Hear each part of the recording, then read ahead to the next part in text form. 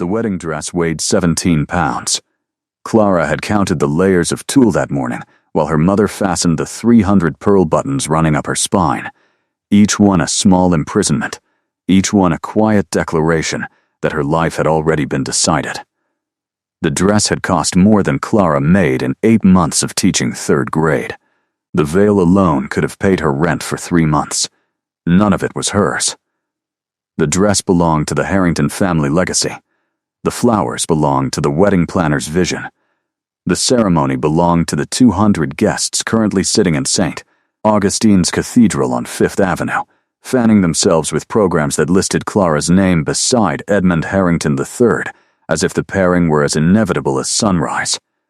Clara had smiled through the rehearsal dinner, had laughed at Edmund's father's toast about dynasties and proper unions, had held Edmund's hand across the table while his thumb drew absent circles on her knuckles and his eyes tracked every woman who walked past their table.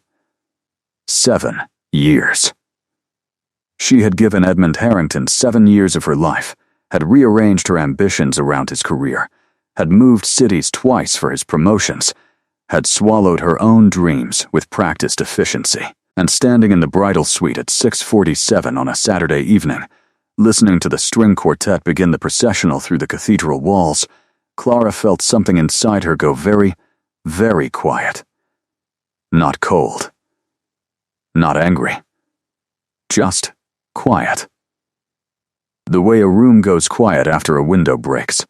Her maid of honor Priya was adjusting Clara's veil with trembling hands. The florist was arranging the bouquet for the 4th time. Her mother stood near the door with tears already tracking through her foundation, proud and oblivious and utterly certain that Clara was about to step into the life she deserved. Clara looked at her own reflection in the full-length mirror. The woman looking back was beautiful in a way that felt borrowed, hair swept up with diamond pins that belonged to Edmund's grandmother, lips painted a red that his mother had chosen from a magazine, eyes wide and glassy with something that everyone in the room was interpreting as joy. Clara recognized it as the particular terror of a person standing at the edge of something they cannot survive. "Priya," Clara said quietly, "I need a moment, alone." Priya looked up, caught something in Clara's expression, and without a word ushered everyone from the room. The florist left with her flowers. Clara's mother pressed a kiss to her cheek and whispered something about happiness that Clara did not hear. The door clicked shut. Silence descended like snow. Clara stood in front of the mirror for exactly 40 seconds. Then she picked up the skirt of her 17-pound dress, walked to the window, assessed the distance to the garden below, and made the first entirely independent decision she had made in 7 years. The garden wall was lower than she expected. The heels were not. She lost them somewhere between the rose bushes and the iron gate. And then, she was running barefoot through the streets of a city that smelled of rain and exhaust and the particular freedom of a life not yet destroyed. The dress caught on a taxi door and tore at the hip. Clara kept running. Her hair came down by the 2nd block, diamond pins scattering on wet pavement like stars she was leaving behind. By the 3rd block her lungs burned, and her feet ached, and she had absolutely no destination. The church appeared the way necessary things appear when you are desperate suddenly, completely, as if it had been waiting. Not St. Augustine's with its grand facade and spotlit entrance and 200 witnesses. This was a different church entirely. Older, narrower, tucked between a closed bookshop and a building whose purpose was unclear. The sign above the door was weathered beyond reading. The door itself was heavy wood, iron-banded, and it stood open precisely 3 inches. A sliver of candlelight cut through the dark gap like an invitation. Clara pushed through. The interior was small and cold and smelled of candle wax and something older, stone and incense, and the particular silence of a space that had held centuries of prayer. No electric lights. Candles burned in iron holders along the walls, and before a simple altar at the far end, their flames utterly still despite the draft Clara had let in through the door. The pews were empty. The windows were dark.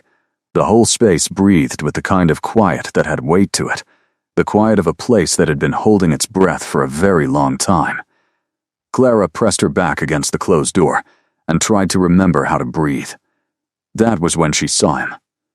He was kneeling in the front pew. Not at the altar, not performing devotion for an audience, but kneeling in the pew itself, head bowed, hands clasped on the wood before him, with the particular stillness of a person who had been in exactly that position for a very long time. He wore dark clothing, simple and well-made, nothing that suggested a specific decade. His hair was dark and fell slightly across his face. His shoulders were broad and absolutely motionless. Clara's first thought was that she had interrupted someone's private grief. Her second thought, arriving half a breath later, was that something about the way he knelt was wrong. Not wrong in a dangerous sense, wrong in the way that optical illusions are wrong technically correct, but registering as impossible. He was too still. The candle flames moved. The shadows moved. Clara's own breath made visible clouds in the cold air, but the man in the front pew had not moved by a single degree since she had entered. Clara should have left. Every reasonable instinct she possessed pointed toward the door.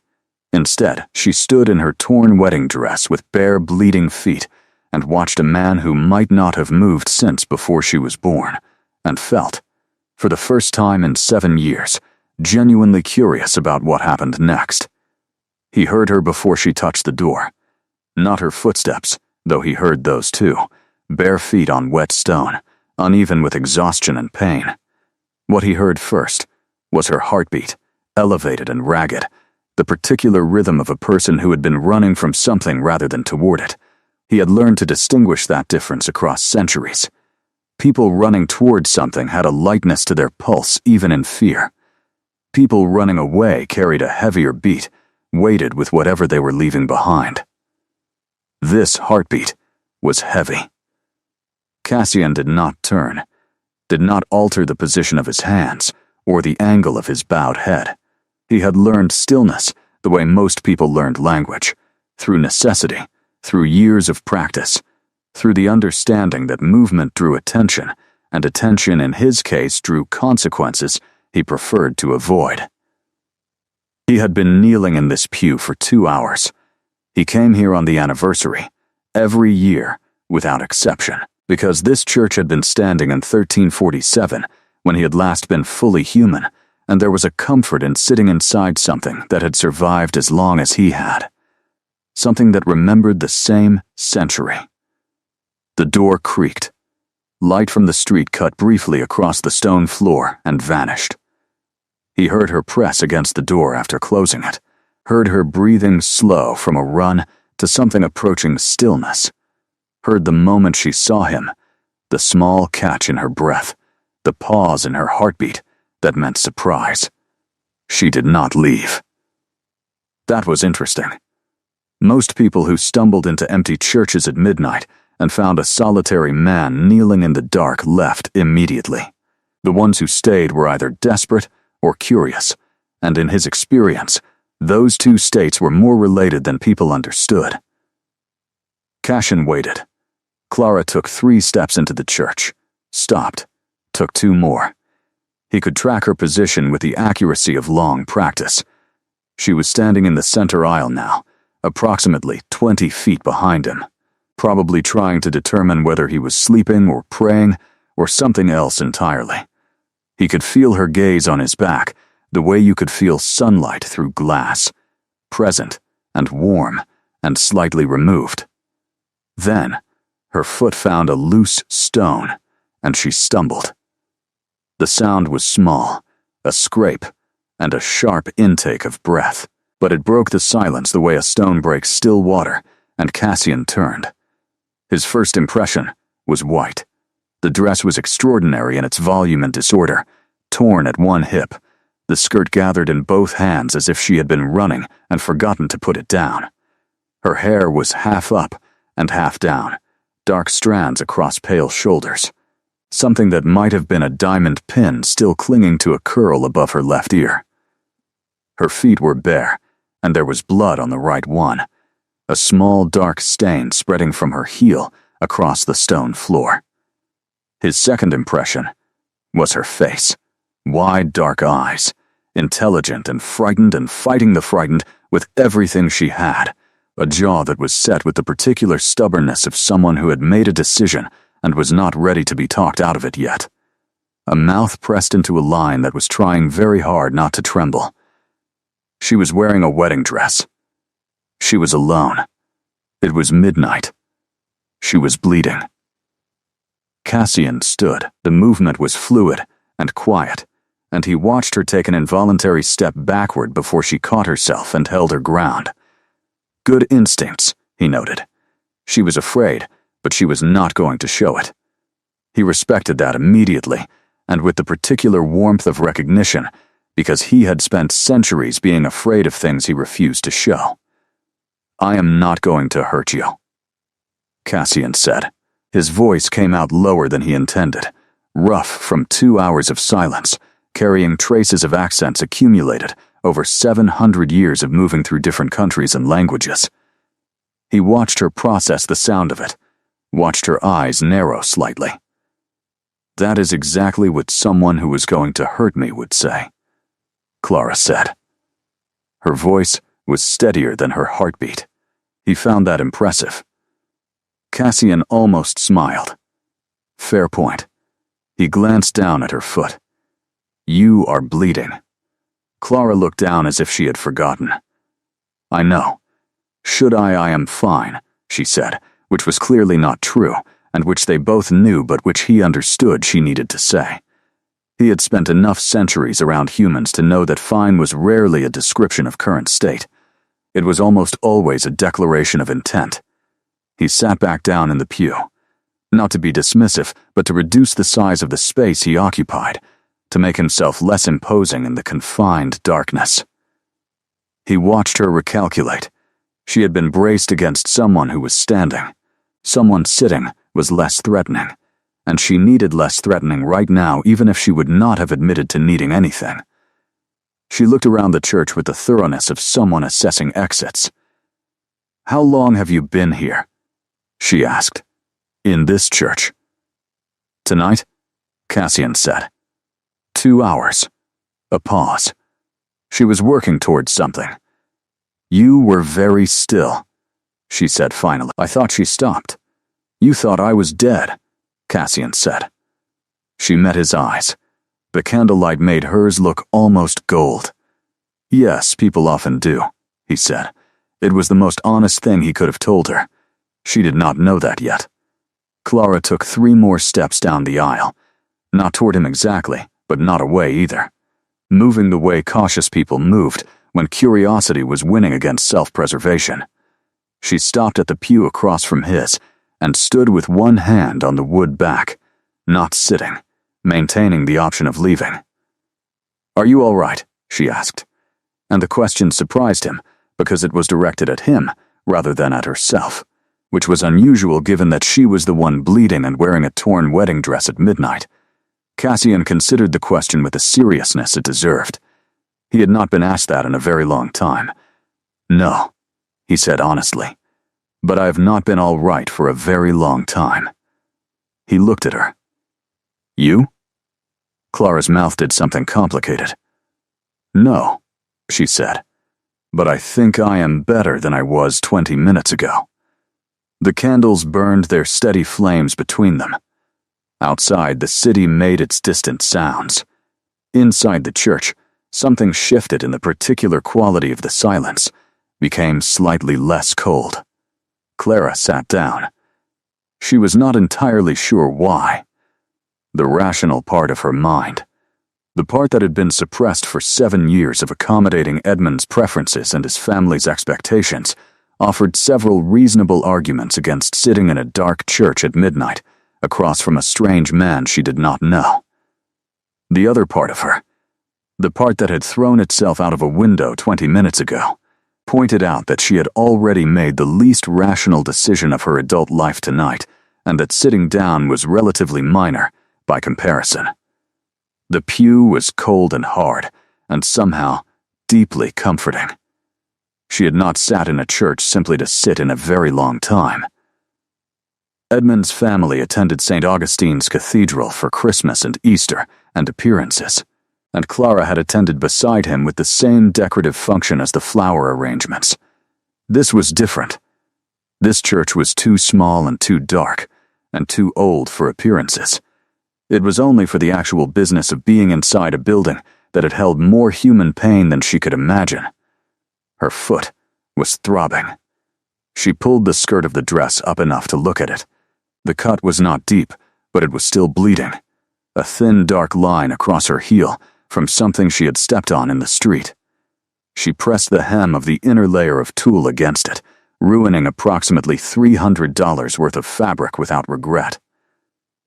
Cassian watched this without offering help a second time. She had said she was fine, and he was going to take that at the value she had assigned it. She appreciated that more than she could have explained. "What is your name?" she asked. "Cassian, Clara." She looked up. "Just Clara tonight. Not Clara Harrington. Not Edmund's Clara. Not the woman in the wedding portrait that was probably already being taken down in the reception hall while 200 confused guests ate the appetizers and speculated about what had gone wrong. Just Clara. Just Clara," Cassian repeated, as if the just were interesting rather than self-deprecating. She looked at him properly for the first time, without the filter of fear or the distraction of her own situation. He was, she searched for the right word, and rejected handsome, because it was too simple and too modern. He was striking in the way that very old paintings were striking, a face composed with a precision that felt intentional, strong jaw. Dark eyes that caught the candlelight and held it in a way that eyes did not usually hold light. He looked perhaps 35. He held himself like someone considerably older. There was something else. Something she could not name precisely. A quality of stillness that went beyond calm, beyond patience, beyond even meditation. He was still in the way that stone was still, in the way that things were still that had simply been in one place long enough that movement had become optional. "Why are you here?" she asked. The real reason. Not the polite reason. Cassian turned his head slightly. The anniversary of something. Good thing or bad thing? He considered. It began as a very bad thing. He paused. "I have had long enough to make something more complicated of it." Clara filed that away. "How long ago?" "A very long time." She looked at the altar. The candles before it were taller than the ones along the walls, their flames burning with the same unnatural steadiness. There was no draft in here, no air movement at all. The flames should have wavered when she had opened the door. They had not. She had noticed that and filed it away, and now she took it back out and looked at it. "These candles," she said. "They were lit when I came in." "Yes, did you light them?" "No," Clara looked at him. "They are not burning down." "No," Cassian said. "They are not." She waited. He did not explain. She found that she was not as disturbed by this as she probably should have been. The night had already rearranged her understanding of what she was willing to accept as real. A woman who had jumped out of a bridal suite window and run barefoot through city streets in a 17-pound dress was perhaps not in the strongest position to insist on the ordinary. "You said the anniversary was a long time ago," Clara said. "How long?" Cassian looked at her steadily.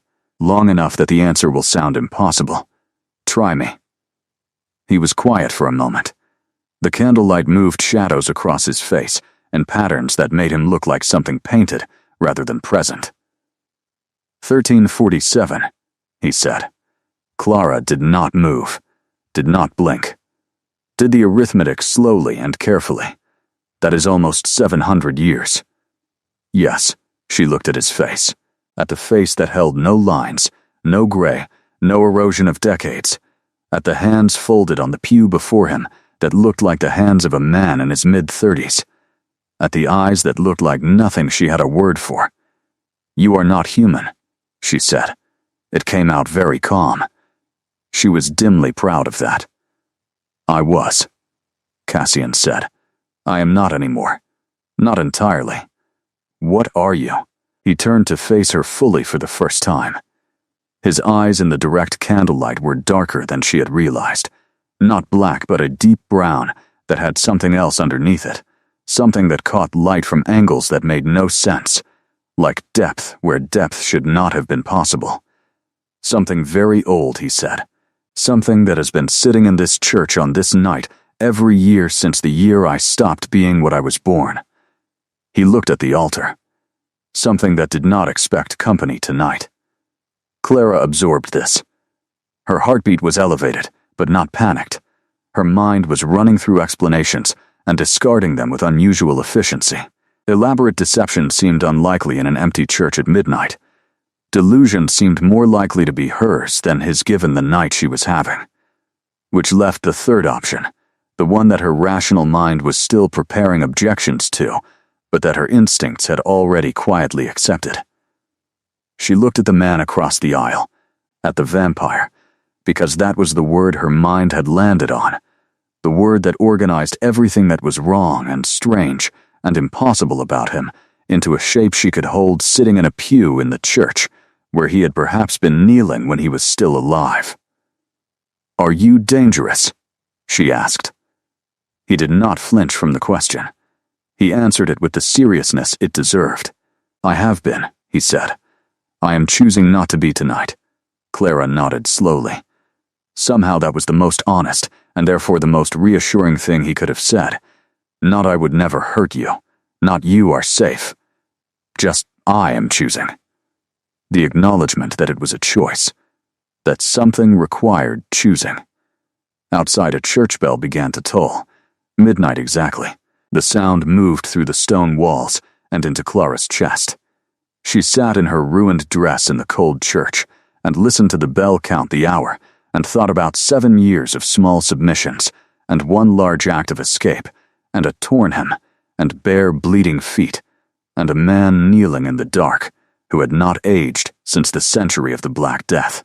She thought, "This is the most alive I have felt in years." Cassian had not spoken this much to a human in 11 years.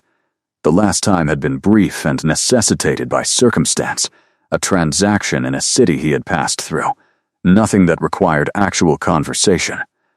Before that, the gaps had been longer.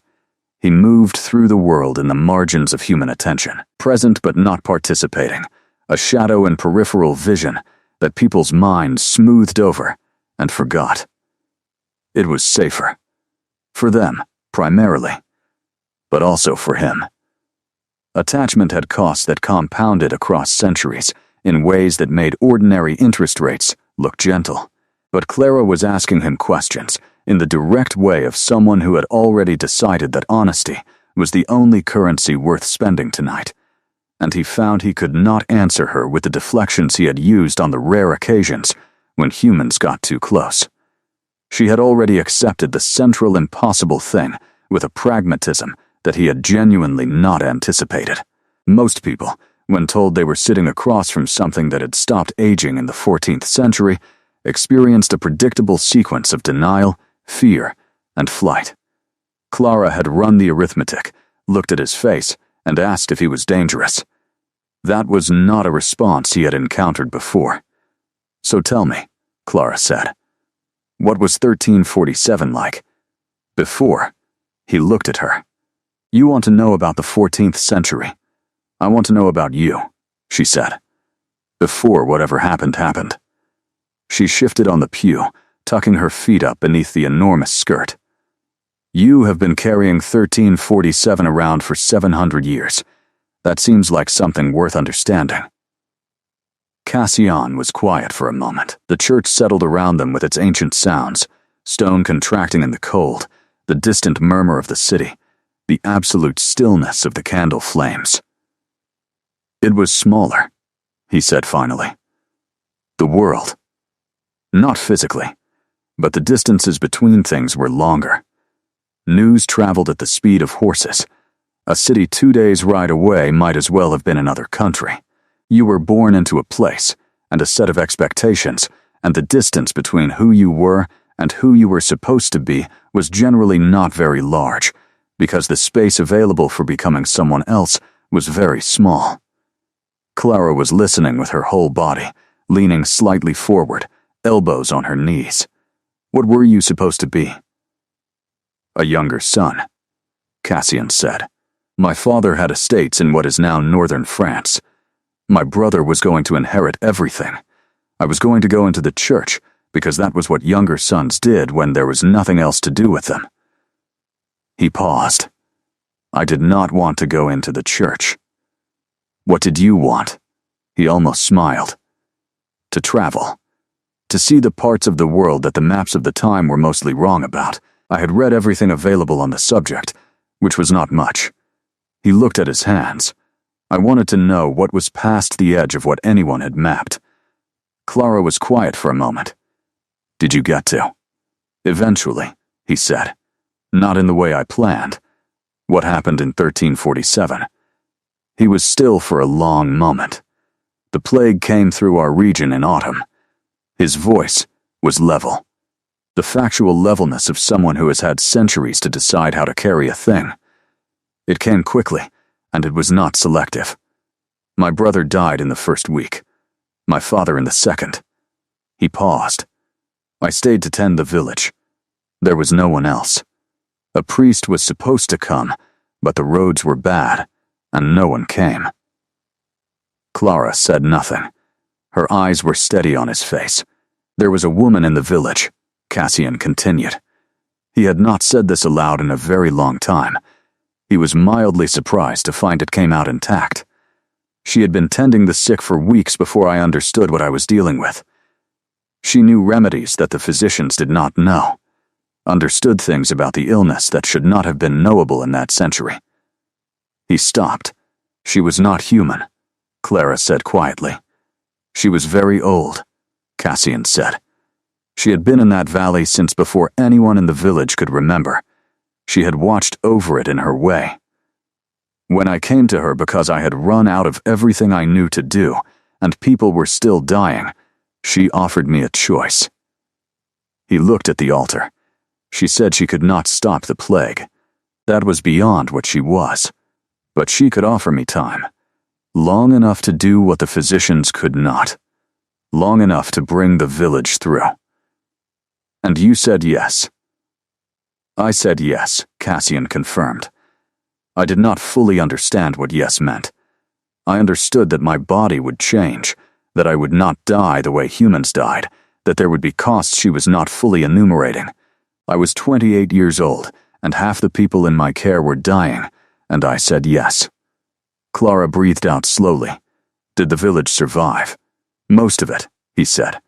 He said it without pride, because there was no pride in it. Only the arithmetic of what had been saved set against what had been lost. Enough people survived to rebuild. To continue. The village still exists. I have visited it. He paused. They have a memorial in the church there. For the people who died. I am in the village records as having died of plague in 1348, which is when I left. Why did you leave? Because I was no longer what I had been, Cassian said simply. Because the woman had been honest about the costs eventually, and one of the costs was that I could not remain in a place where people knew me and watched me not age, because staying would have required explanations that would have ended badly in the 14th century. Clara looked at the stone floor for a moment. Then she looked back up at him, with eyes that were doing something complicated and careful.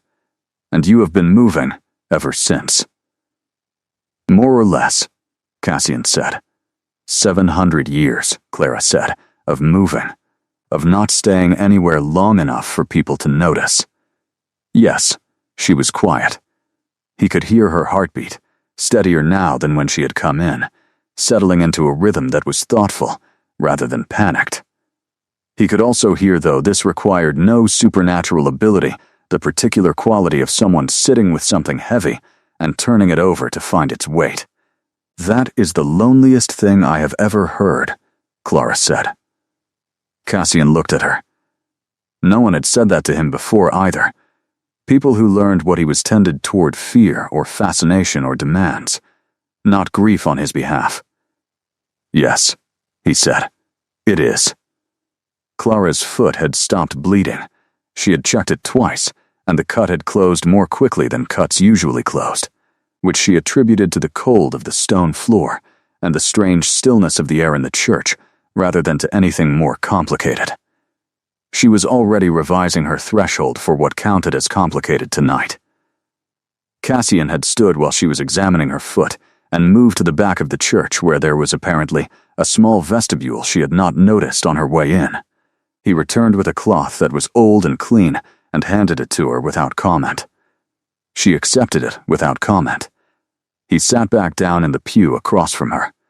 They had, without discussing it, established a kind of temporary domestic rhythm in the middle of an ancient and impossible night. "Tell me about the wedding," Cassian said. Clara looked up. "You want to know about my extremely ordinary human problem. I want to know about you," he said. Using her own words back at her. Before whatever happened, she almost smiled. Fair. She looked at the cloth in her hands. "His name is Edmund. We met at a faculty dinner I was teaching at the university where his firm was sponsoring a chair. He was charming in the way that people are charming when they have decided you are useful to them." She paused. "That sounds uncharitable. It sounds precise," Cassian said. Clara glanced at him. It was both. He was also genuinely interesting for the first 2 years. He cared about things. Or he was good at seeming like he did. She was quiet for a moment, separating what had been real from what had been performance, which was a project she had been avoiding for approximately 3 years. Then, his father had a heart attack, and Edmund became the primary heir, and the person I thought I knew started making room for the person his family needed him to be. "And you stayed. I told myself people changed under pressure," Clara said, "that stress did things to people, and that the Edmund underneath was still the Edmund I had agreed to build a life with." She pressed the cloth against her heel and kept it there. "I was also afraid. Not of him. Of the alternative. Of being 31 with no plan and no partner, and starting over at an age when everyone around me seemed to have already arrived somewhere." Cassian was listening with the focused attention of someone for whom time was not pressing. She found it profoundly restoring. "My mother thought he was perfect," she continued. "His family had the kind of money that makes other people's problems disappear, which is very appealing when your father's medical bills are still partially unpaid. Edmund offered to handle them. I let him." Clara looked at the altar. "That is when the balance shifted. When I owed him something. He never said so. He did not need to. It was just there, in the background of everything, this ledger that only he could read." "What made you run tonight?" Cassian asked, specifically, tonight, not the years before. Clara thought about it. She had not asked herself that yet, because she had been too busy running to examine what she was running from. She turned the question over carefully. "His best man," she said finally. "Before the ceremony. He pulled me aside to tell me that Edmund was nervous and that I should be patient with him tonight. He said this with a particular smile. The smile of someone sharing a joke they assume you already know." She paused. "I did not know the joke. I asked what he meant. He looked embarrassed and changed the subject. And I understood, very completely and all at once, that there were things Edmund and his friends knew and had decided I did not need to know. Things that had been decided about my own life without my participation." Cassian's expression did not change, but something shifted behind his eyes. Old anger, she thought, familiar with injustice, if not this particular version of it. "So I went back to the bridal suite," Clara said, "and I stood in front of the mirror, and I thought about what I was about to say yes to. Permanently, legally, in front of 200 people who would spend the next 30 years reminding me of it." She looked at her hands. I have said yes to so many things I did not choose. I have been so careful and so accommodating and so grateful for a life that was being built around me without my input. And I thought, if I walk through that door right now, I will never stop saying yes to things I have not chosen. It will just be the shape of my life forever. So you chose the window, Cassian said. So I chose the window, Clara confirmed. She looked up at him. Is that insane? Cassian's mouth curved very slightly. I chose 700 years of solitary movement over a life that felt too small. He paused. I am perhaps not the best judge of sanity. Clara laughed. It came out startled and genuine, and it moved through the cold church with a warmth that surprised them both. It was not a polished sound.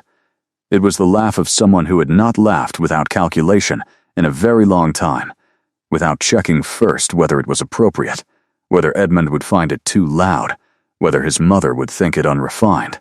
Cassian watched her laugh with an expression she could not fully read. Something careful and new in it.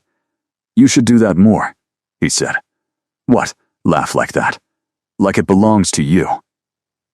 Clara looked at him. The candlelight was very steady and very warm, and his face in it was something she wanted to keep looking at, for reasons she was not ready to examine. You have not laughed in a very long time, she said. I can tell. No, Cassian agreed. What would make you laugh? She asked. What did once?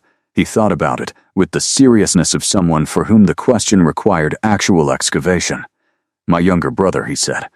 He could make me laugh from across a room with a single expression. He had a face like a commentary on everything happening around him. He paused. He died in the first week of the plague. I am sorry, Clara said. It was a long time ago. It does not sound like it is, she said gently. Cassian looked at her. No, he said quietly. It does not feel like it is.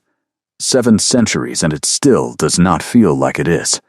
The candles had not burned down by a single millimeter. Clara had been watching them with the focused attention of someone who had accepted the impossible, but was still taking notes. The flames did not waver. The wax did not pool. The church was lit by the same steady warm light it had been lit by when she arrived, and it was now past 1 in the morning. By the clock, she could see through the narrow window above the door, and nothing had changed in the quality of the light at all. Does this place belong to you? She asked. Cassian glanced at the walls. In a manner of speaking. I found it in the 17th century. It was already old then. He paused. No one has claimed it in the official records since 1612. I have occasionally done maintenance when it required it. You maintained a church for 400 years. Someone needed to, Cassian said. The tone was matter of fact rather than noble, which was somehow more believable. Clara looked at the altar again. The flowers before it were fresh, white and simple and extremely fresh for a church that apparently had no active congregation. You brought those. This morning, Cassian confirmed. Why? He was quiet for a moment. Old habit. The church I grew up with always had flowers before the altar. His expression did not change exactly, but something in it settled more deeply into itself. I have continued the practice. It seemed important to keep some things continuous.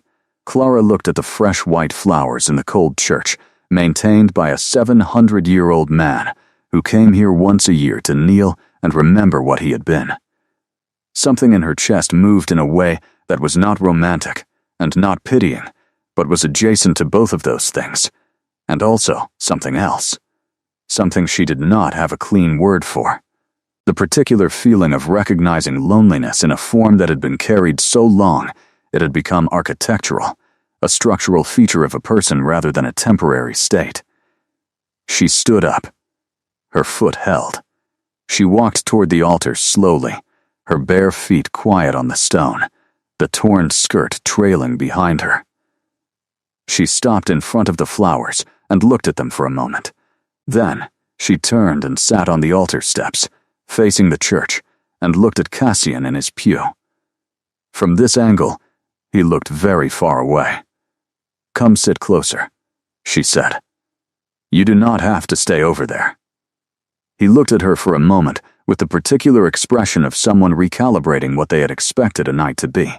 Then he stood and moved down the aisle and sat in the front pew, 10 feet from where she sat on the altar steps.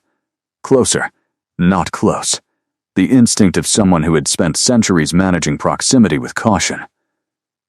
"What do you do?"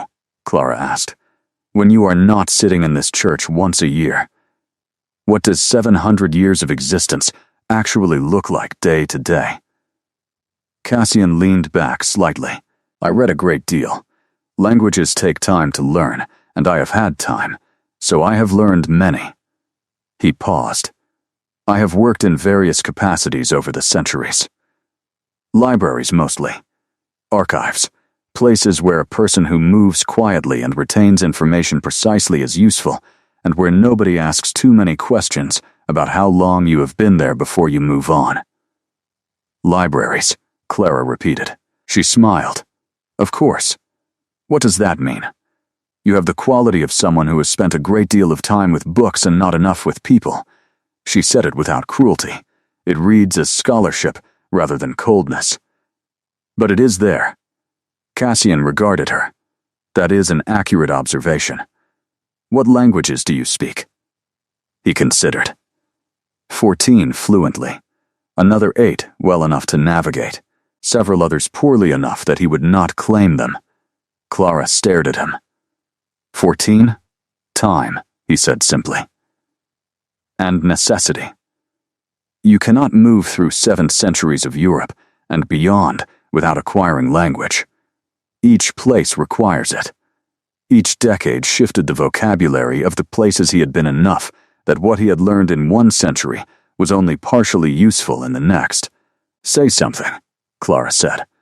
"In something old. Something I would not know." Cassian looked at her for a moment.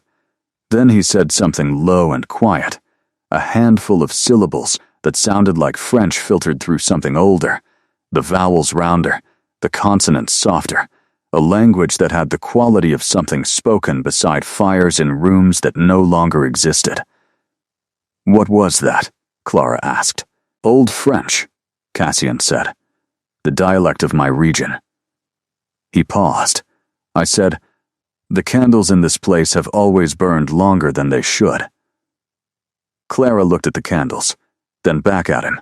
"Is that true? Or did you say something else and tell me that because it sounded better?" The corner of his mouth moved. Both things can be true simultaneously. She laughed again. That surprised him again. She was beginning to enjoy surprising him. He had a face designed by centuries of self-containment, and surprise moved across it like weather, rare and therefore very visible. "I have not made anyone laugh twice in the same night in a very long time," Cassian said. He said it quietly and without complaint, as pure information. Clara looked at him steadily. "How long?" He thought about it genuinely. "Decades," he said. "Perhaps longer." She held his gaze across the cold church, across the distance he had carefully maintained, across 7 centuries of practiced solitude. "That is going to change tonight," she said. He did not look away. "Why, because I am here," she said simply.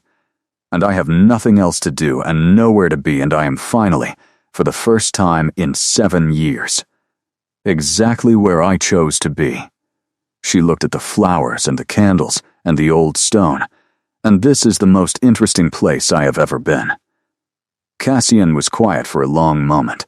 When he spoke, his voice was lower. "You are the most unusual person I have encountered in a very long time," he said. "Good," Clara said. "You have been talking to the wrong people." Around 2 in the morning, Clara's phone began to vibrate in the small hidden pocket in her dress, the pocket she had insisted on, and the seamstress had installed with polite reluctance, because apparently wedding dresses were not supposed to have functional pockets, which Clara had always found to be a clarifying metaphor for the institution itself. She looked at the screen. Priya. Then Edmund. Then Edmund again. Then a number she did not recognize, which was probably his mother. Then Priya again with a message that said simply, "Are you alive? Please just tell me you are alive." She typed back, "Alive. Will explain later. Do not tell Edmund where I am." The response came in 4 seconds. "I do not know where you are. Also, I am not talking to Edmund. Also, I am proud of you. Also, please call me when you can." Clara set the phone face down on the altar step. Cassian had watched this without comment. Now he said, "People are looking for you. Yes, do you need to go?" Clara considered the question, not with anxiety, not with the reflexive accommodation she had spent years practicing, but genuinely, with the actual question of what she wanted. She looked at the church, at the candles that did not burn down, at the man in the front pew who had been carrying 1347 for 700 years, and who had made her laugh twice, and who had said the most honestly lonely things she had ever heard anyone say. "No," she said. "Not yet." Cassian nodded. He did not press. She noticed he never pressed. He asked direct questions, but he received answers without maneuvering, without leveraging them into the next ask. She had spent so long in the company of people who treated information as currency that this straightforwardness felt almost physical, like being in a room where the air pressure was correct for the first time. "Can I ask you something difficult?" she said. "Yes. Do you ever want to stop?" She said it carefully, not as an accusation, not loaded with assumption. Just the question. 700 years is a very long time to keep existing when the shape of existing is mostly solitude and movement. Do you ever want to put it down? Cassian was quiet for long enough that she thought he might not answer. Then, in the early centuries, yes, frequently, he looked at the altar. The permanence of it was very heavy in the beginning, watching everyone I had known age and die while I remained. The grief of that accumulated in ways that were difficult to carry. "What changed?" Clara asked. He thought about it. "I stopped measuring my existence against the human template," he said. "I stopped thinking of my life as a very long human life, and started thinking of it as something different, something that required different expectations and different ways of finding meaning." He paused. "That took approximately 200 years. "Only 200, Clara said. He looked at her. Was that a joke? A small one? His mouth moved. Cassian almost smiled again. She was collecting these. This was the third one tonight. "What is it like now?" she asked. "Existence, when it is not the anniversary, not tonight specifically. What is the ordinary texture of it?" He considered this carefully. Quiet. Mostly, he looked at his hands. "I find beauty in things that humans tend to move past too quickly because they know they will have another chance." He paused. "I have watched cities change across centuries, have seen forests that were ancient in my time grow older still. There is something extraordinary in continuity, in being present for the long arc of things." He was quiet for a moment. "But it is also isolating in ways that are difficult to describe to someone for whom time works normally." "Try," Clara said. He looked at her steadily. "Imagine reading a book you love and reaching the last page and closing it. That sense of completion and loss simultaneously. For you, that book is a life. For me, it is everyone I have ever known. I finish them and close them, and they are complete and gone, and I am still here at the beginning of the next one." He paused. "After 700 years, you begin to wonder if you are the book or the reader." Clara felt that land in her chest with the particular weight of something true. She sat with it for a moment, not trying to fix it or soften it, because it did not need fixing or softening. It needed to be sat with. "You are the reader," she said finally. "I think the books are better for having been read by someone who remembers them completely." Cassian looked at her with something she could not fully interpret. It was not gratitude, not quite. It was more like the expression of someone who had been carrying something heavy for a long time and had unexpectedly found it slightly lighter. "That is," he said slowly, "a better answer than I expected." "What answer did you expect?" "Something compassionate but vague," he said. "The kind of comfort that is more about the person offering it than the person receiving it." Clara nodded. "I know that kind. I have been offered a great deal of it." She looked at the ceiling. Her mother specialized in it. Her friends, even her therapist, who was otherwise excellent, had a tendency to offer the beautiful vague when the specific difficult was what was needed. "What would the specific difficult be right now?" Cassian asked. "For you. Tonight. Not Edmund or the wedding. Underneath that." Clara looked at the question from several angles before she answered it. "I am afraid," she said, "that I am only as brave as my desperation, that tonight was not actually courage, that I ran because I reached the limit of what I could endure rather than because I genuinely chose something." She paused. "I am afraid that in 3 days I will be back in a life that fits poorly, and telling myself it is good enough, because good enough is safer than the alternative." Cassian leaned forward slightly, his elbows on the pew before him, his dark eyes very direct. "What would choosing feel like?" he asked. "If tonight was desperation, what would actual choice look like?" Clara had not asked herself that question. She turned it over. "Lighter," she said. "It would feel lighter. Desperation has a weight to it, a franticness." She thought about the window, the running, the church.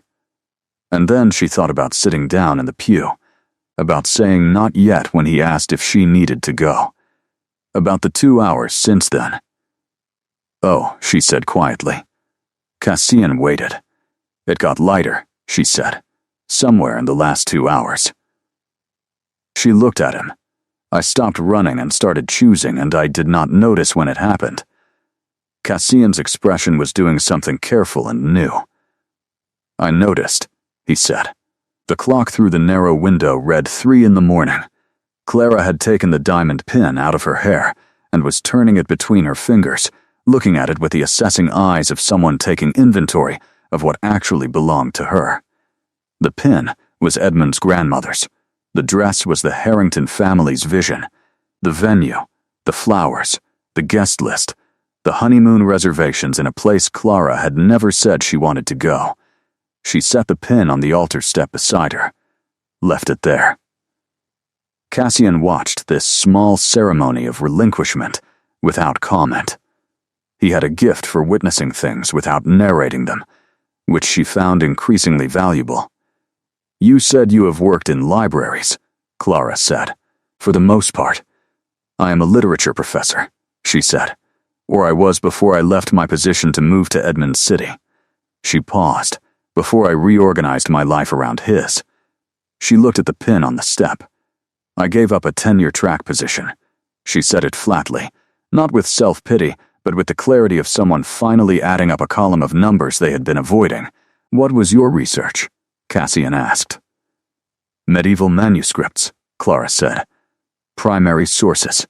The way stories changed as they were copied and recopied across centuries. How scribes introduced their own voices into texts they were supposedly only transcribing. The way a document from 1200 might carry the fingerprints of 40 different hands by the time it reached 1400. She paused. Edmund found it charming at first. By the 3rd year, he had started referring to it as her little obsession. Cassian's expression shifted almost imperceptibly. He looked at her with heightened attention, the kind of attention that had direction to it. "I have 17 boxes of medieval manuscripts," he said. Clara went very still. "What, in storage?" Cassian said. "Various locations. Things I have collected over the centuries. Some purchased. Some I was given by people who did not understand what they had." He paused. "Some I copied myself from originals that no longer exist." Clara stared at him. "You copied medieval manuscripts." "I had a great deal of time," he said, "and access to originals that I knew would not survive." He looked at the altar, There is a chanson de gesta in my collection that exists in no other copy. 3 versions of a chronicle from 1289 that scholars currently believe survives only in fragments. He paused. A personal letter from 1341 that provides context for a political event that historians have been debating the cause of for 2 centuries. Clara's hands had stopped moving. The diamond pin sat forgotten on the step. You have primary sources that scholars do not know exist. Several, Cassian said. And you have not, she stopped. Of course you have not. Because how do you explain how you came to have them? Precisely, he said. She looked at him. She was doing the thing she did when she was genuinely engaged with a problem, leaning forward with her whole body. Her hands still, her eyes very focused. She had been told she was intense when she did this. Edmund had mentioned it as something to moderate in professional settings. Cassian was looking at her with what she was beginning to recognize as his version of warmth, a quality of attention that was different from his baseline, more present, more directed. He was looking at her the way she suspected he did not often let himself look at people. What? Clara said. You lit up, he said. Just now, when I mentioned the manuscripts. She blinked. I did. Yes. He paused. You look different when something interests you completely. Less careful. She absorbed this.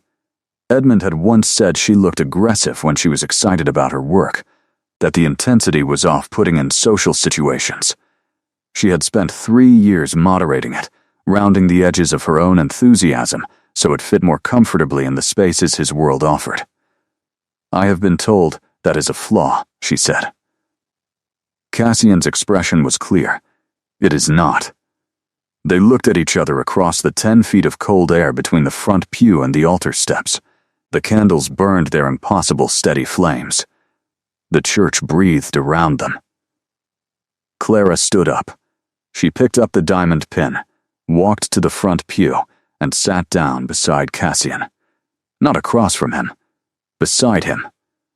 Close enough that she could see the texture of the fabric of his jacket. Close enough that the cold that came off him was present, but not overwhelming, more like proximity to a stone wall on a cool day than anything threatening. He did not move away. She held out the diamond pin. This belongs to his grandmother's estate, she said. I am going to leave it somewhere tomorrow with a note, but tonight I do not want it in my hand anymore. Cassian took it. His fingers were cool against hers for a fraction of a second. He looked at the pin and then set it carefully in the small space between them on the pew. The 17 boxes, Clara said. Would you let me see them someday? Cassian looked at her steadily. Someday, if you are still in this city, she said, in a week, or a month, or however long you stay in places, I would like to see them. He was quiet for a moment. He was doing the thing she had started to identify as his version of processing. The particular quality of stillness that meant something was being turned over carefully rather than answered on instinct. He had 7 centuries of reasons to say no. She could see them operating behind his eyes. The accumulated self-protective logic of someone who had learned that staying was always more expensive than leaving. I stay in this city longer than most, he said finally. I have been here for 11 years. That is longer than most, Clara agreed. Yes, he said. He looked at the pin between them. I will still be here in a week. Clara breathed out slowly. Good. They sat beside each other in the old church, and the candles held their light, and outside the city continued its indifferent turning, and inside there was the particular silence of 2 people who had said something that mattered, and were sitting inside the truth of it. At 4 a.m, Cassian brought bread. Clara had not asked where it came from. There was apparently a small back room she had not explored, because he returned from somewhere behind the altar carrying a cloth-wrapped bundle and a clay cup of water that was cold and clean and tasted like nothing had touched it in a very long time. The bread was dark and dense, and he said he had made it, which she accepted with the same pragmatic equanimity with which she had been accepting everything since midnight. "You bake," she said. "It is a practical skill," he said, "and a quiet one." He sat beside her again, the cloth between them now, the bread broken into pieces, the cup passed between them. "I find it useful in the early hours. Something to do with the hands when the mind is running." "What does your mind run on?" she asked. "In the early hours." He looked at the altar. "The past mostly." He paused. "I have more past than future, by definition. It accumulates." He tore a piece of bread. "I have worked on not living in it, with varying success." Clara ate. The bread was genuinely good, dense, and slightly sweet with something she could not identify. She said so. "Honey," Cassian said. "It was a common addition in the 14th century. I have not found a reason to stop." She almost said, "You carry the 14th century in the most unexpected places." She almost said, "I think you are still partly that younger son who wanted to see the world." She ate her bread and held both of those thoughts and decided they were true, and that she did not need to say all true things immediately. "What do you do?" she asked, with all of the grief. 700 years of it. People you watched die, places you watched change, the weight of all that ending. How do you carry it without it becoming everything? Cassian was quiet for a long moment. The question deserved a long moment. "I separate it," he said finally. "This requires practice. In the beginning, I could not. For the first 2 centuries, everything was present all the time. The grief and the gratitude and the guilt, all of it accessible all at once. It was not functional." He paused. "Gradually, I learned to place things in order, to say, this belongs to 1347, and I will take it out when the anniversary comes, and then I will put it back. Not to forget, but to schedule." "Like this night," Clara said. "Like this night," he confirmed. "I come here and I take out 1347, and I look at it completely, and then I go back." He looked at the cloth between them. It does not diminish the grief, but it contains it. Clara thought about the past 7 years, about the grief she had been carrying and not scheduling, not containing, about the slow erosion of herself that had happened not in one catastrophic event, but in thousands of small accommodations, each one reasonable on its own, devastating in aggregate. "I think I have been doing the opposite," she said. "Letting everything be present all the time. Every accommodation, every compromise, every small negotiation. Living inside all of it at once." She looked at her hands. "No wonder I was so tired." Cassian looked at her with that careful directness. "What will you do now?" he asked. "After tonight." Practically, Clara had been thinking about this in the background since around 2 in the morning. Now, she brought it to the front. "Priya has a spare room," she said. "She will let me stay. I need to get my things from the apartment, but Edmund will be reasonable about that. He is not vindictive, only self-interested, and making a scene over my belongings would not serve his interests." She paused. "I need to contact the university. My old department. My chair was filled, but there may be a visiting position." She looked at the altar. "And I need to spend some time being very small and very quiet and figuring out what I actually want before I let anyone tell me what I should want." "That sounds like the beginning of something," Cassian said. "It sounds terrifying," Clara said. "Yes," he agreed. "Beginnings often do." She looked at him. "Do you remember the beginning of yours? The night in 1347. He was quiet. "Then, I remember the cold. The particular cold of that autumn. And I remember being very afraid. And I remember deciding that the fear was not a sufficient reason not to do the thing that needed doing." He paused. "I have returned to that logic many times across the centuries. The fear is not a sufficient reason." Clara looked at the bread in her hands. "The fear is not a sufficient reason." "No," Cassian said. "It is information. It tells you the thing matters, but it does not tell you not to do it. She breathed in slowly. Around them the church held its cold and its candles and its long patience. She could feel the hours of the night as a physical thing now, not as time passing but as time inhabited, as space she had moved through and would carry. "What do you miss most?" she asked. "About being human. If you miss anything." He did not answer immediately. She waited. "Seasons," he said finally. "Not the actual weather." He paused. "The way humans experience seasons, the anticipation of them, knowing that winter will end, that spring is coming, that time is moving in a direction." He looked at the window. When you do not age, seasons become circular rather than progressive. Each one is like the last. The anticipation of change loses its edge. Clara thought about this.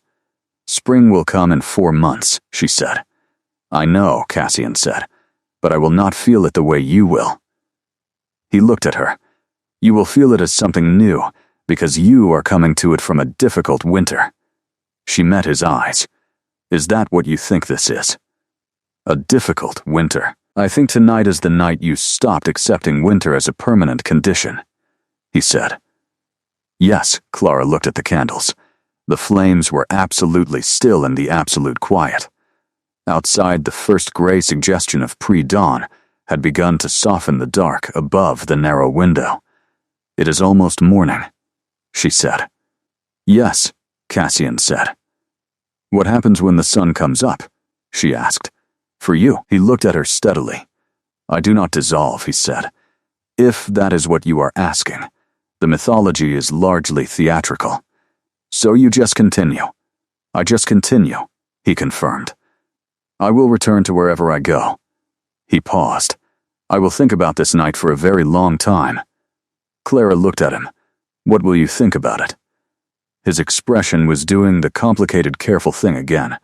"I will think that for one night in a very long time, being in a place felt like being somewhere rather than simply being somewhere else." He looked at the altar, back at her.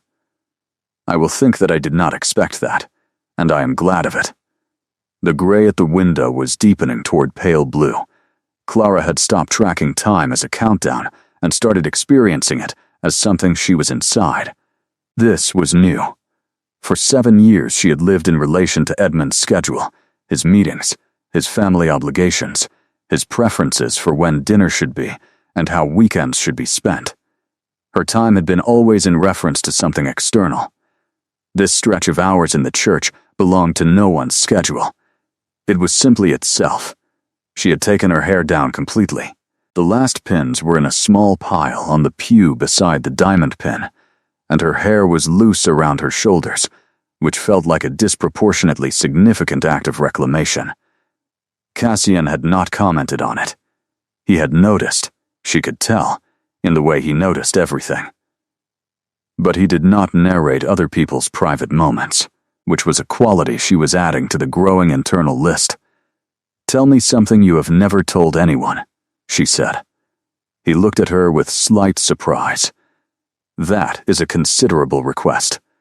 You have 700 years of things you have never told anyone," she said. "I assume. Most of them locked away in the scheduling system." She paused. "Just one." Cassian looked at the altar for a long time. The bread was finished. The cup of water was empty. The candles burned. "I wrote a book," he said finally, "in the 17th century. He paused. "Not under my name.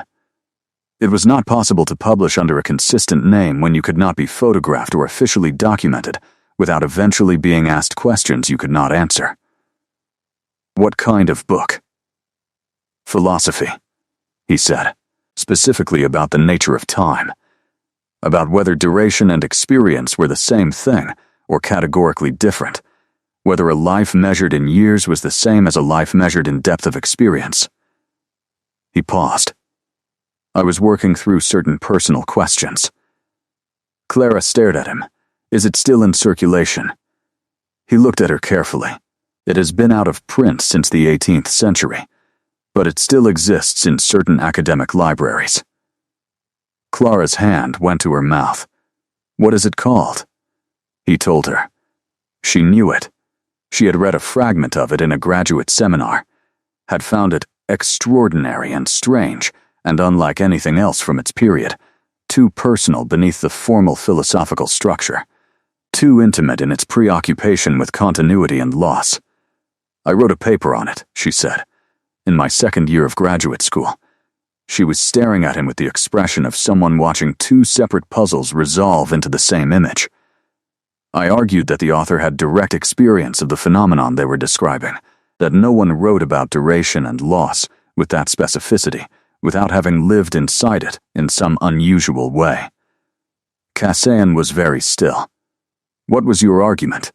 That whoever wrote it knew what it was to watch people die while remaining continuous, that the philosophical framework was built from grief, not from abstraction.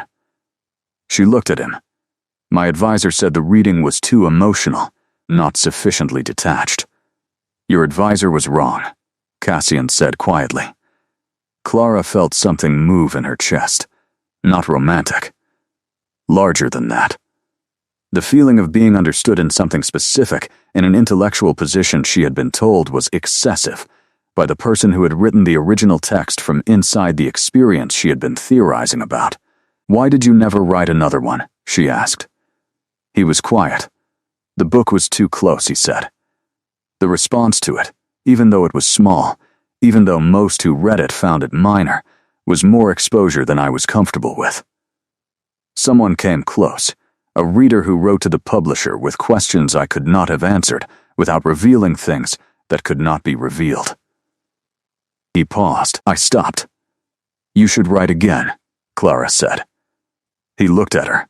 700 years of experience and 17 boxes of manuscripts, and a mind that has been processing the nature of time and loss from the inside. She held his gaze. You should write again. Cassian's expression was entirely unguarded for a moment. She saw something in it that was very old and very careful, and very much wanting permission it had not known it needed. Who would read it? He said.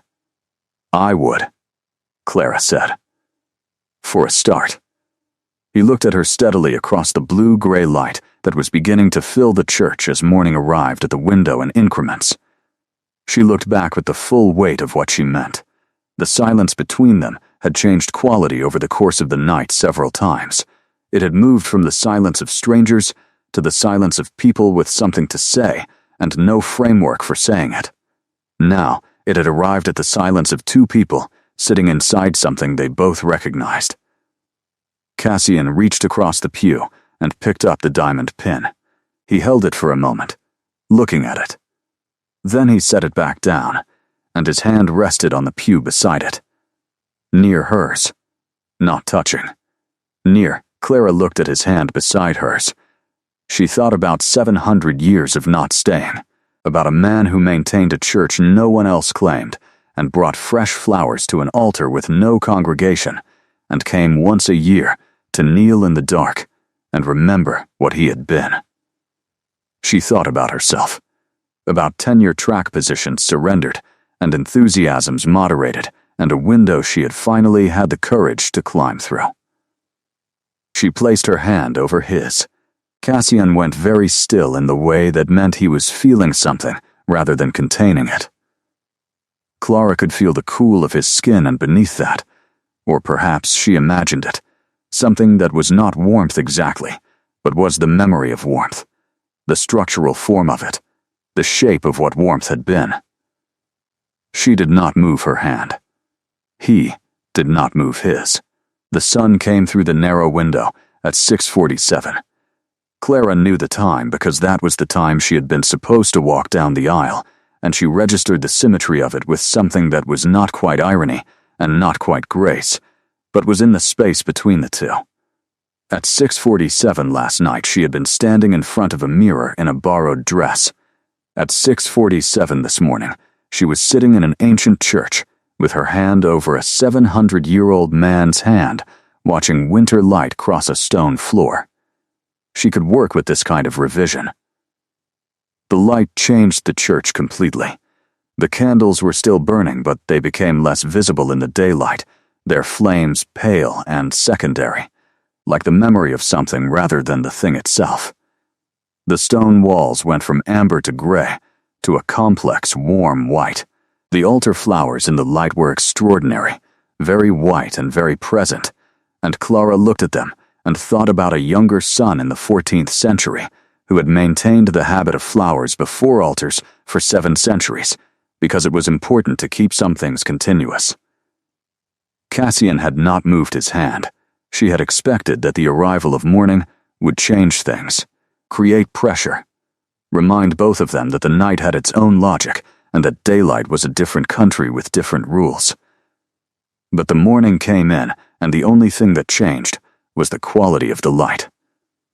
"You have somewhere to be," Cassian said. It was not a question exactly. "Priya," Clara said, "and a conversation about what happens next." She paused, "And probably a very large coffee, because it is 7 in the morning, and I have been awake since yesterday." His hand turned under hers, not moving away. Turning, his fingers closed around hers with a care that was precise and deliberate, the care of someone who understood fragile things from long practice. Clara looked at their joined hands and did not move. "I want to ask you something," Cassian said. "Ask." He was quiet for a moment, choosing words with the precision of someone for whom imprecision had costs. "Last night you asked if you could see the manuscript someday." He paused. "I would like someday to be soon. Not because of the manuscripts." He looked at her directly. "Because I would like to continue this." Clara met his eyes. "This, knowing you," Cassian said. He said it simply, and without decoration. The particular simplicity of someone who had long since stopped using more words than necessary, whatever form that takes, whatever pace makes sense.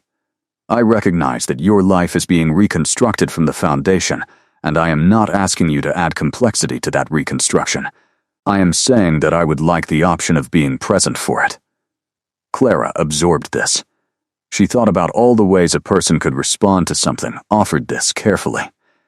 She thought about the 12 versions of yes she had said in the last 7 years, that had not been yes at all, that had been accommodation, that had been the path of least resistance, that had been survival.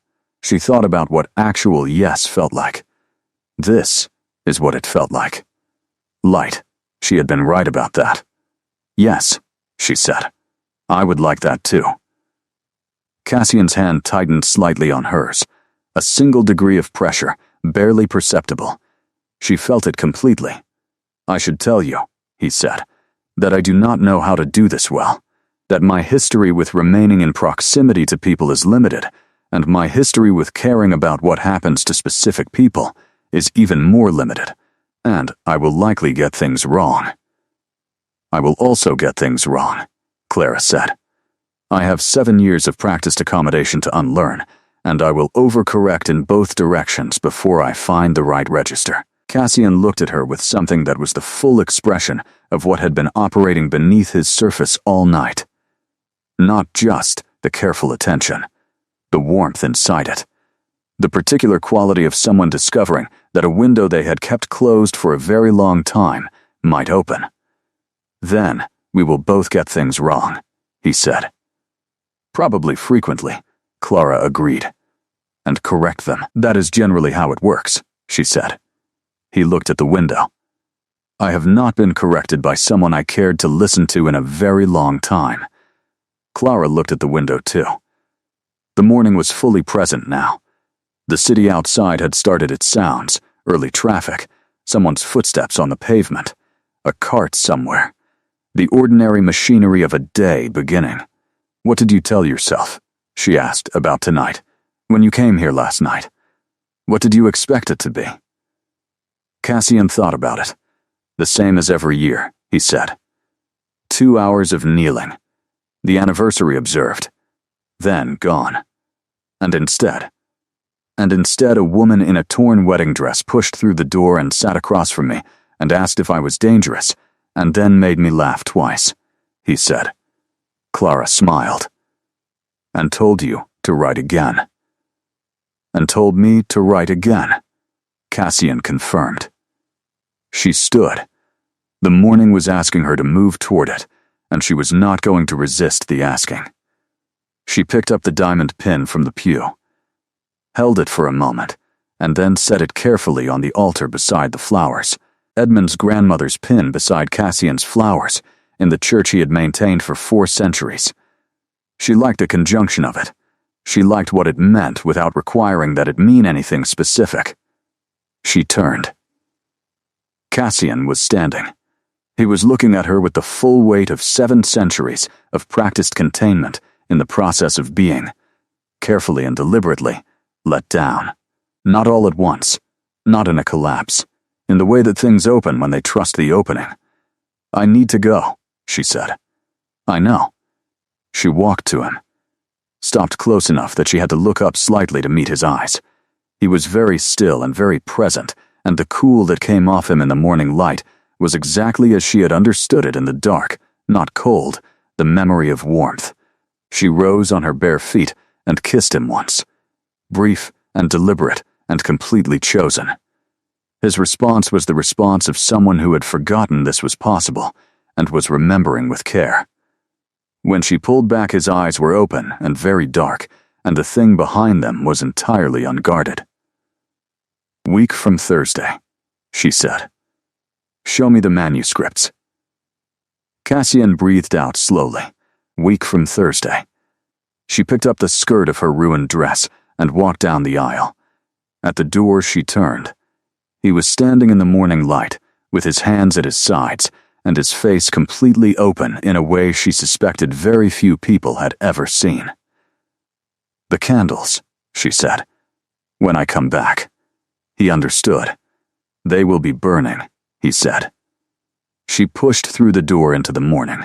3 months later, Clara stood in a storage room in the basement of a building in the old part of the city and opened the 3rd of 17 boxes. The manuscripts were extraordinary. She had opened the first box on that Thursday with the careful hands of someone who had spent a decade being trained to handle primary sources and had immediately understood that what she was looking at was going to rewrite several sections of her field's understanding of certain medieval textual traditions.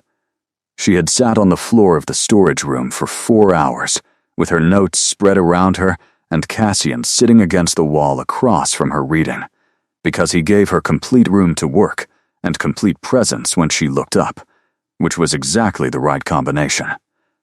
The second box had contained the chanson de gesta he had mentioned. She had cried, not from sadness, but from the particular emotion of a scholar encountering something they had not known they needed, something that filled a gap in the record so precisely that the gap itself became retrospectively visible. The third box contained personal letters. "Cassian," she said. He looked up from the book he had brought. "This letter," she said carefully. "This is from 1298. She looked up at him. "This predates you."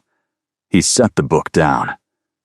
"Yes, you collected things from before you were born. I collected things that would otherwise not survive," he said. "My personal history was irrelevant to the question of whether something should be preserved." Clara looked at the letter in her gloved hands. The handwriting was extraordinary, angular and precise, covering both sides of a parchment that had been folded and refolded so many times the creases were structural. She could read the language. It was a dialect of Old French closely related to what Cassian had spoken in the church, and it was a love letter, specific and detailed and luminously human, written by someone to someone they were not allowed to be with, full of the particular clarity that prohibition brought to feeling. She read it twice. Then, she set it carefully back in the box. "There is a paper in this box," she said. Cassian looked at her steadily. Yes, his expression confirmed nothing, and she did not need it to. She knew the handwriting now. She had been reading his letters and his notes and his annotations for 3 months, and she knew the particular way his hand made certain letters, the small individual idiosyncrasies that persisted across the centuries in his handwriting the way they persisted in his speech. "You wrote this," she said. Cassian was quiet. "In 1298, you were not yet born," she said, "but your handwriting is on this parchment." Her voice was steady and careful. She was a scholar. She followed evidence. "This letter was written in your hand, and the date on the letter predates your existence by half a century." She looked at him. "So either the date is wrong, or your handwriting is wrong, or you are older than you told me." Cassian stood. He moved to the box and looked at the letter without touching it. Then he sat beside her on the floor instead of across from her. The shift in position was the answer before he gave the answer. "I did not lie to you," he said. 1347 is when I stopped being human." He paused. "It is not when I began." Clara waited. "The woman in the village," he said. "She did not create what she gave me. She passed it on." He looked at the letter. "There was someone before me.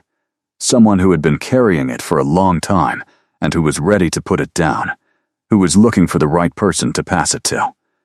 Someone who would not misuse it, who would preserve things rather than consume them." "A scholar," Clara said. Even then, Cassian confirmed, "The person before me was a scholar of a kind, a keeper of records, someone who understood that the most important things were always at risk of being lost." He looked at his hands. "She watched me for several years before she approached me, made sure of what I was." "How old are you?" Clara asked. He met her eyes. "The date on that letter is accurate." Clara absorbed the arithmetic. This was larger than she had understood. The 17 boxes suddenly reorganized in her mind, the scope of what was in them shifting, expanding. She sat inside the expansion for a moment. "Does it change things?" Cassian asked. Quietly, not with anxiety. He asked it the way he asked everything, as a real question requiring a real answer. Clara looked at the box, at the letter written by a hand she had learned to recognize. She thought about the church, and the candles, and the bread, and the manuscripts, and 3 months of Thursday afternoons that had become the most consistently alive she had felt in years. She thought about a paper she was writing, the first work she had done that was entirely her own in 7 years. Built from primary sources that would change her field, built with the support of someone who gave her complete room and complete presence in exactly the right measure. She thought about what she had told him on the morning she had left the church, that she was going to spend time being very small and very quiet and figuring out what she actually wanted. She had done that. It had taken 6 weeks, and it had been uncomfortable and clarifying in equal measure, and at the end of it she had called Cassian and said, "I know what I want." He had said, "Tell me." She had said, "I want to keep going. This, whatever this is becoming." He had said, "Yes." That was 10 weeks ago. "Does it change things?" Cassian said again. Still quiet. Clara looked at him. He was watching her with that completely open expression that he had given her in increments since the morning she had left the church, that he had been practicing in her presence, the expression of someone remembering that certain things were possible. "You have been carrying this since 1298, she said. "Yes, that is a very long time to carry something alone," she said. Cassian looked at the box. "Yes," she put her hand over his. The same gesture as in the church, the same deliberate placement, and he responded the same way, his hand turning under hers, his fingers closing around hers with that careful, precise warmth. "It does not change things," she said. "It makes things larger." She met his eyes. "There is a difference." He looked at her for a long moment. In the storage room light he looked exactly as he had looked in the candlelight of the church, impossibly continuous, impossibly present. The same face that had been looking at the world since before anything either of them had studied together had been written. Clara thought about the letter in the box, about love written in his hand in a century she had studied from the outside, and he had lived inside. About 7 centuries of preservation and solitude, and the particular grief of watching everyone end while remaining continuous. about one night in a church, and a woman in a torn wedding dress who had asked if he was dangerous and stayed when he said he was choosing not to be. She thought about herself, about the things she had put down, the diamond pin on the altar, the 7 years of accommodation, the careful management of her own enthusiasm. She thought about the paper she was writing, already 50 pages, already the best work she had done, already dedicated, in her private notes, to the anonymous philosopher of the 17th century whose name she now knew. "You should start writing again," she said. "Not the philosophy. Something new." She looked at the boxes. "You have more material than any scholar alive. You have things no one else has."